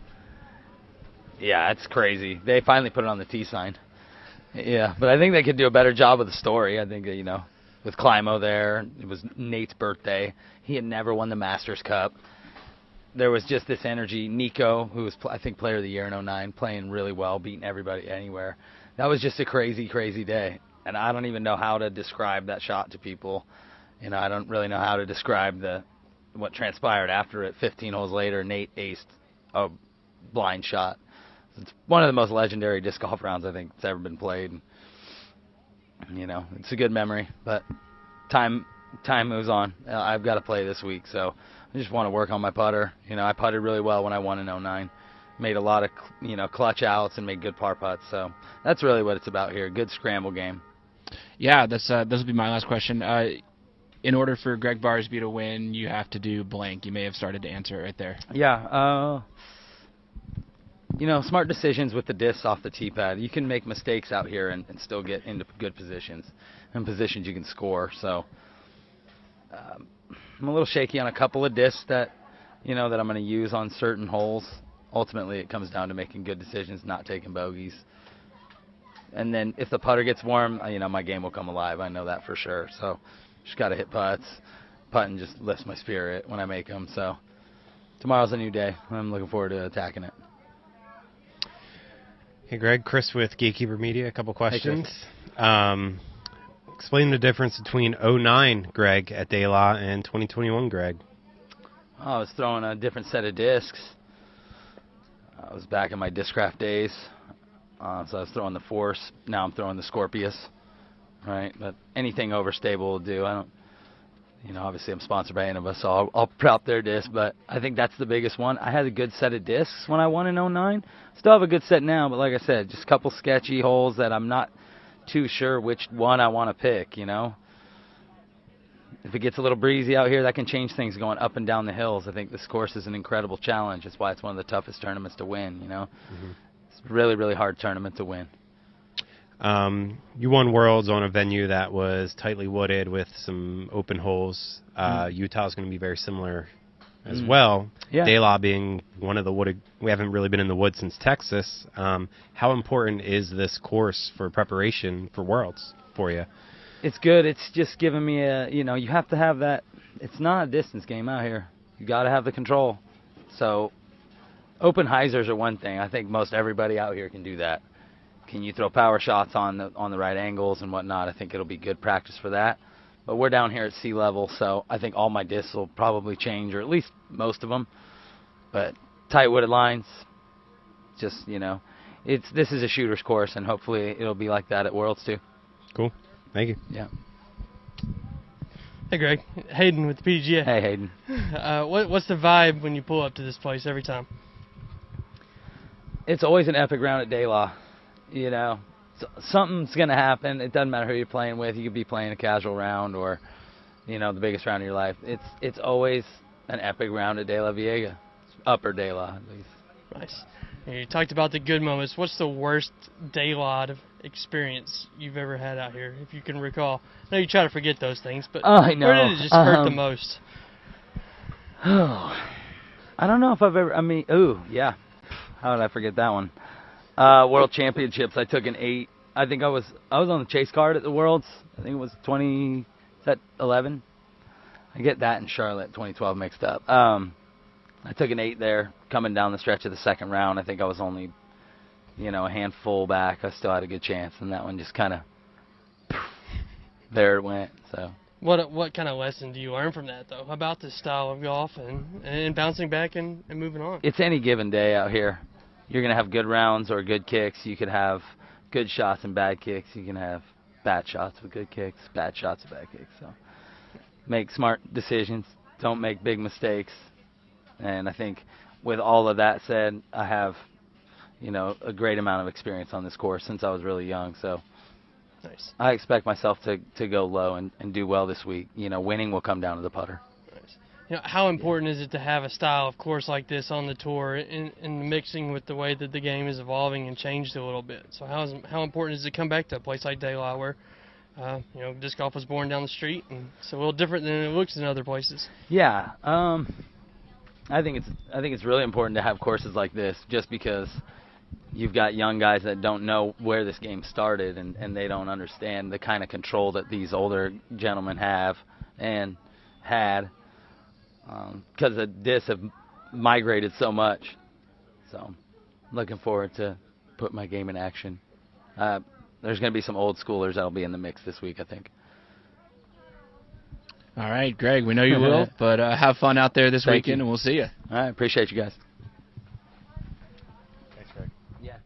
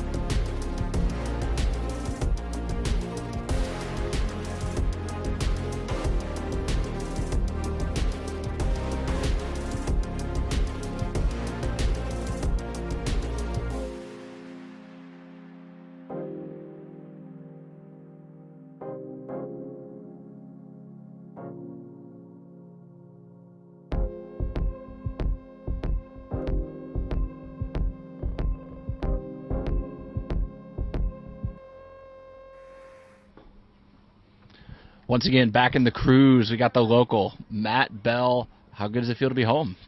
It feels great. Oh, man. You can't beat the weather here. That's probably the best part. Yeah, and obviously a tournament, of course, you're extremely familiar with. You talk a little bit about your history with De La Viega and the Masters Cup.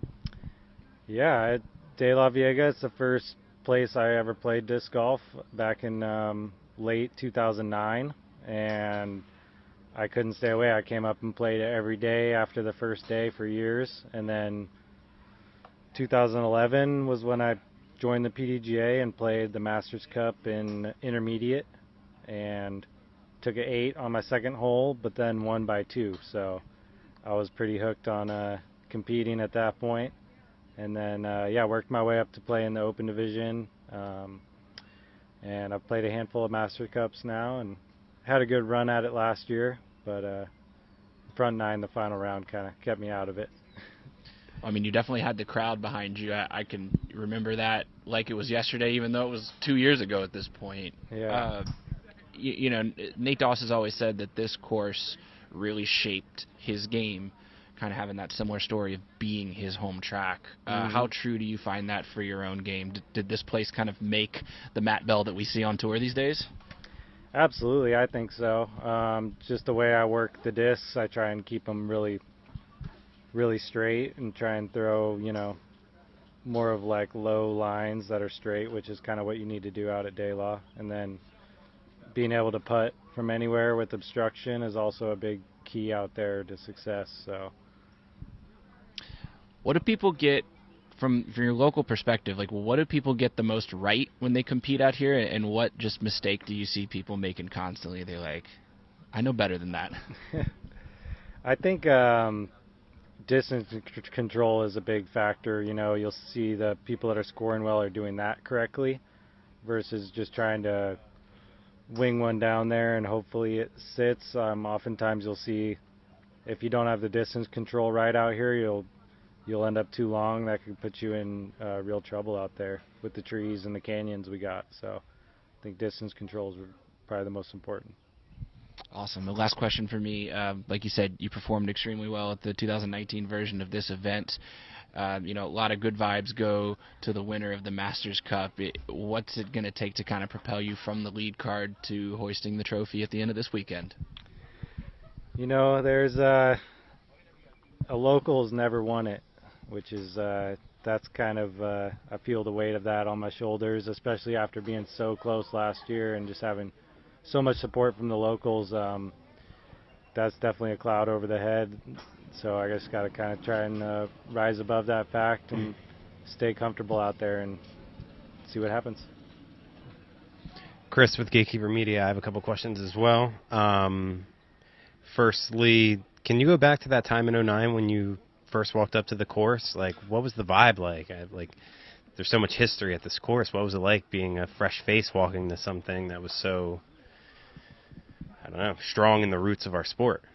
Yeah, I mean, I came from a multi-sport background, and this was something entirely new to me. I didn't know how to throw a frisbee well, so throwing a disc came pretty natural for me. Having to learn at De La, I definitely spent my fair share of time in the canyons up there and looking for lost discs. So, that was the experience for me. This was my escape. Besides surfing, I would come up here and play by myself all day long, and did that for years before I even knew there was a tournament scene. So once I found out about tournaments, my focus shifted to getting ready to play tournaments and be competitive. So very cool. And you just mentioned a little bit about surfing. I know surfing's very big out here, and you were professional in that, I believe? I wouldn't say I was a professional. I did compete later on, but it's more about just the street cred from the locals out there. I was one of the better longboarders in the area, which is a big deal. There's a lot of good longboarders here. So, could you break down a little bit more of how accepting or how introductory disc golf can be for other sports? Like, you came from surfing and then you started playing, and then some people come from ultimate, some come from baseball. just the sport in general as a whole. Could you just kind of dive in? I'd like to hear your opinion. Yeah, it's definitely a sport I feel like anybody could pick up, especially if you're competitive. There's all kinds of levels from, your novice and recreational divisions all the way up to the open division, having to play with professionals. And it's really easy to get into, I'd say. There's plenty of courses around. It's really easy to acquire discs. So as far as the learning curve goes, I feel like it's a lot smaller than most sports, and it's safer than a lot of sports too to get into. So I only see it getting bigger and bigger every year. Cool. And lastly, you're no stranger to taking down an NT win over in Delaware, very tightly wooded course. What's the most important thing out here to take home the W? Is it the putter? I think it's minimizing the mistakes. You definitely have to score and get the putter rolling to win out here. That's really important. But just minimizing the mistakes to not take away from those birdie opportunities. So they do go hand in hand, and they're both something to strive for. So good luck. Thank you. Thank you. All right, last question for you. What's the best post-round meal from a local perspective here in Santa Cruz? Man, I'd have to go with Aloha Island Grill. If you haven't been there, go check them out. They're down there by Sunny Cove. They're bomb. All right. From the local himself. Thanks, Matt. Yep. Thanks, guys. Right on.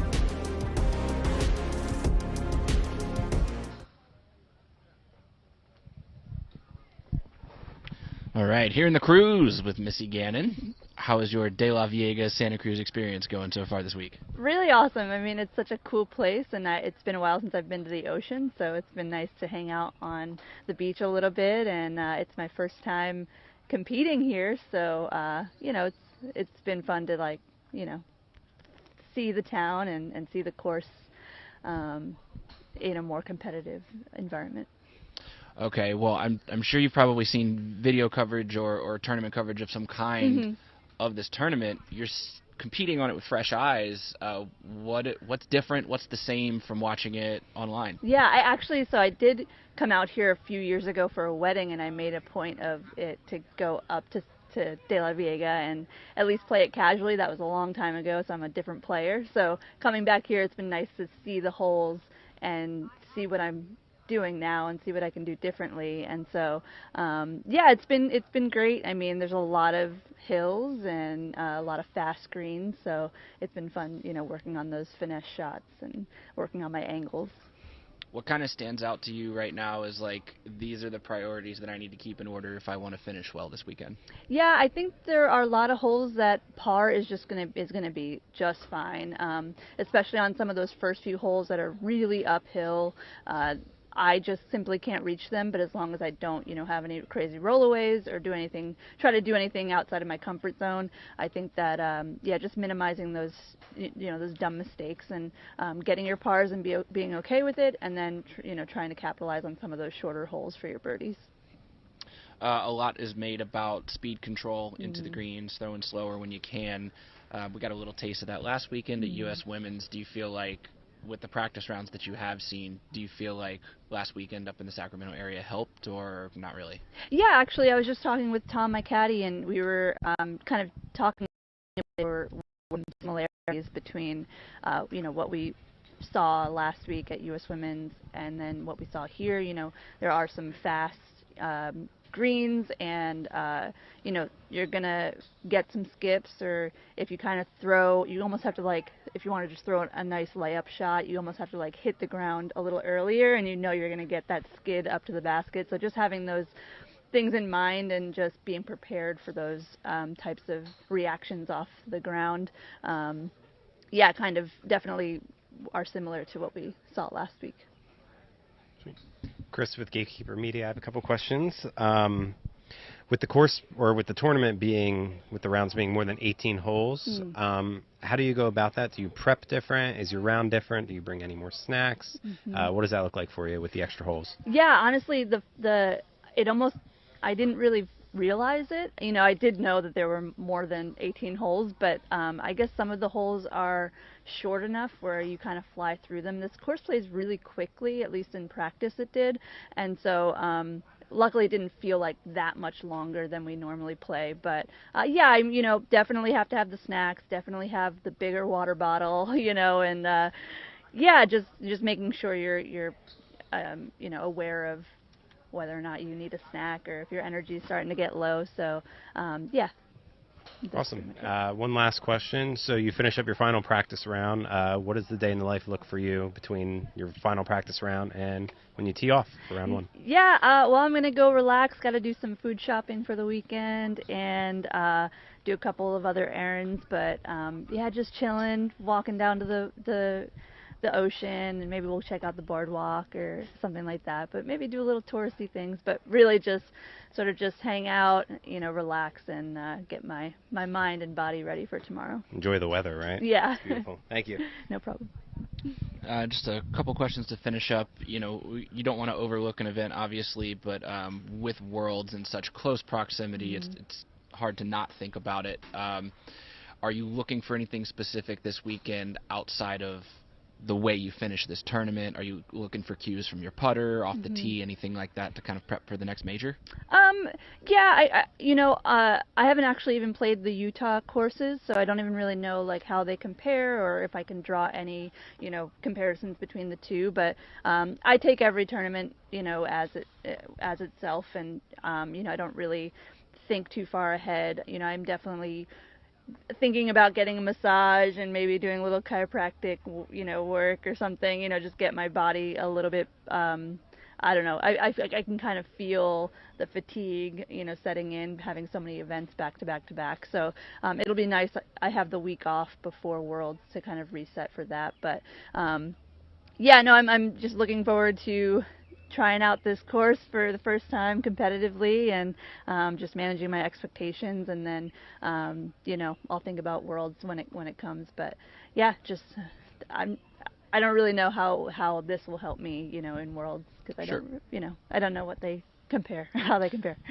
Well, you mentioned, it's been a grind this season. Obviously, there's been a lot of events and really kind of a breakneck speed compared to your experience last year when it was the polar opposite. Right.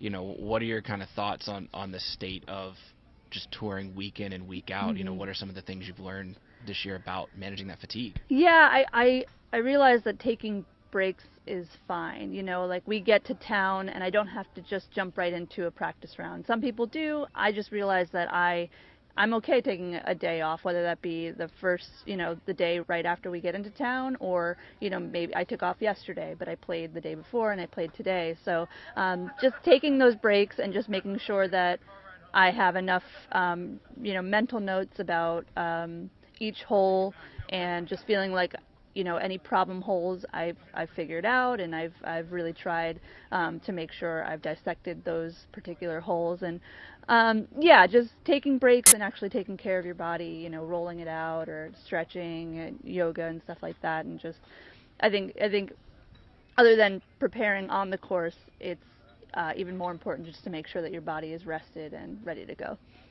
All right, last question. We're kicking it off tomorrow. With your course notes and your preparation, start fast or take your time and see what Daylaw gives you? I'm sort of like a first round gauge how I'm doing based on like how I did the first round, but I feel like I could put the pedal to the metal a little bit more in the first round. I might take a couple more risks here and there, but especially like really starting out, the first couple holes, I'm just fine with a par on, and just sort of, especially once you get past top of the world, if I come out even past those 4 holes, I'll be happy. So yeah, it is kind of just managing expectations and not doing anything too crazy, and just keeping yourself, at par and getting your birdies where you can. Awesome. Well, best of luck this weekend. Thanks. Thank you. Thank you.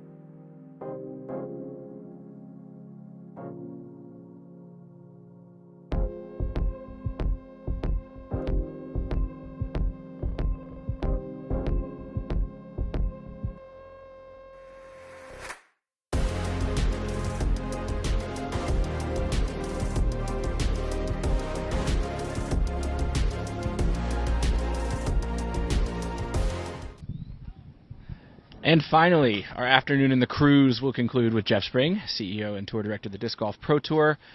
Fresh off of a flight, how's your day going so far? It's been a great day. Yeah, flights went smooth. I'm back in Cali from Vermont, but it was a good stint in Green Mountain State. All right, well, welcome back to the Best Coast. Masters Cup obviously was something that the Disc Golf Network really struggled with the decision of whether to go live or whether to kind of leave it to our post-produced partners. Just wanted to give you a chance to talk about the decision behind that. Yeah, I mean, we didn't really struggle with the decision. It was just a matter of trying to find a way to broadcast live. We have a great partnership with LiveView and a contract with them. We have a lot invested in our LiveView units and our data plan and program. And so that's the technology we're invested in now. We know there's several other ways to broadcast live sports, but LiveView's been a great partner, and they've worked almost everywhere. So we explored what we could do to enhance the cell signal on site, and even looked into getting maybe a dedicated Wi-Fi signal on site as well. And that started pretty early on. When last year we made the announcement that we were working with the PDGA to broadcast the NTs, and the caveat was that at Milo McIver and here at De La, there's been traditional signal issues that we weren't sure that we could overcome. But at that point in time, we were basically committed to doing what we could. And then obviously Beaver State Fling was canceled for other reasons. So that one kind of got wiped off the board. We were actually going down that road a little bit further to try to figure out how to get signal on site at Milo.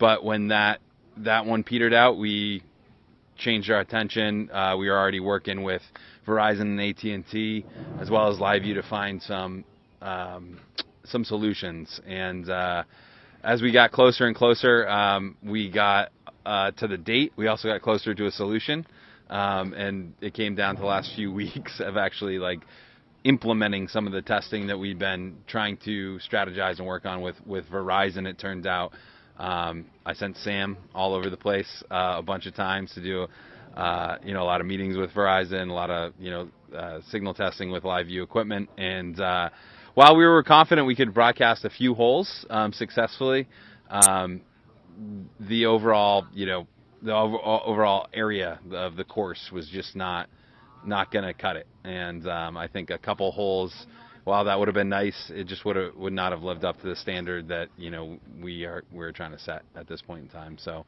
that's when we just said, hey, not really a decision here. We just couldn't find the answer. And so, we'll kind of circle the wagons again in future years and see if there's other technology, and if that investment makes sense to get a live show here. Well, also coming up after this weekend on the Disc Golf Pro Tour, we have the Portland Open, a tournament I know is near and dear to your heart, even though it's on the opposite coast from where you're hailing from. Talk about some of the developments there. I know you've been in meetings with the team up there. Yeah, another event with a lot of challenges for us. This one not really on the broadcast side. We're going to have a great live broadcast. Portland's got great signal. But the shift from Blue Lake to a new venue, Glendoveer, not dissimilar from the OTB Open, shifting from San Francisco out to Stockton, changing their name. This just happened in a much more condensed time frame. One of our big core values is continual improvement, trying our hardest to live up to what we have put on the schedule. So just like here, it's hard to admit defeat. We fought to the last minute to try to get this live broadcast done here at De La. In regards taking that kind of value and putting it up at Portland, we did make the hard decision to switch venues because while we had a reservation at Blue Lake, Metro Parks is just kind of in a state where they weren't confirming their reservations. They weren't going to honor them until July 1st, and we got within 6 weeks, and we had to switch to our backup venue basically, which causes a lot of challenges. Operationally, we brought in Dustin Keegan, who is a disc golf course designer with Disc Golf Park, and he's done a lot of designs, especially recently all over Oregon. He's even flown to the East Coast to do some design. So a lot of confidence and familiarity with Dustin. He's been on our Portland Open team since the start of the Portland Open in 2019.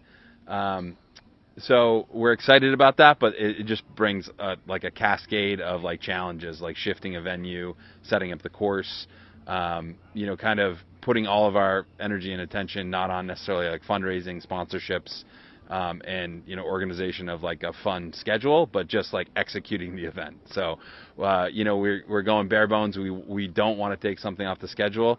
The great efficiency here is that it's a fantastic new venue that I think will stay on tour for a long time to come.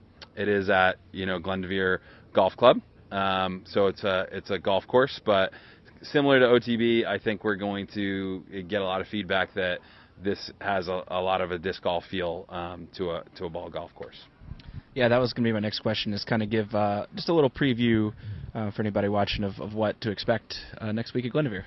Yeah, it's going to be different than the OTB Open, but similar in some ways in that, like I mentioned, we're at a traditional golf course. It's going to be long, and there are going to be moments where there's some open bombers, some rollers, but at the same time, I think Dustin's put together a lot of like traditional disc golf shot shaping and gap hitting. There's going to be a little bit more OB, I think, coming in certain areas. And it's going to be about the same length, but it's like 11,700 feet for the men, just over 10,000 feet for the women. And the topography is going to be different. There's going to be some elevation, not as much water, but big, tall, towering pines and less kind of like lower hanging limbs. So expect gaps, expect some big shots, but really beautiful setting for an event like this. And then I know Multnomah County's had some issues with COVID and kind of keeping the case rates down there, which necessitated the venue change. How is that going to affect spectating policy for the event next weekend? Yeah, so recently we've gotten good news. Basically, in Multnomah County, once vaccinations go above 65%, counties in Oregon are allowed to apply for low risk. So Multnomah County has just shifted into low risk, and we've just opened up spectating. We gave Stumptown Disc Golf Club, who's a partner in the event, first crack, but this evening it'll open up to broader spectating purchasing for anybody who's interested. Those tickets will go fast. Right now we have them 200 a day. So it won't, comparison, we average 500 to 600 a day at OTB. It's going to be about a third of that. We hope as we get closer, perhaps the stakeholders in the event and the county will allow that number to go up. But right now we're keeping it right around 200 tickets per day, which will be fun. I think there'll be some energy out there, but it won't be as big a crowd as we saw at OTB. All right, and last question for you. You're always working under the hood at the Pro Tour and the network. Anything you want to announce? Any teases and any breadcrumbs you can leave for things coming up soon? I think that we're getting excited for the World Championship. I'll just remind our viewers and our subscribers that we're excited to broadcast the World Championship for the first time on the Disc Golf Network. So we're certainly going to put a lot of time and energy to pull out all the stops and make that broadcast fantastic. We're working on a lot of other things that I think I'm just going to wait till we get to the announcements. But coming up, I think we'll have some exciting announcements throughout the summer in terms of the bigger machinations of the tour, media projects we're working on, and I think that it's probably better left to official announcements on previewing any exciting developments for the tour. All right, let's leave the cliffhanger right there. Thanks for the time, Jeff. All right, thanks.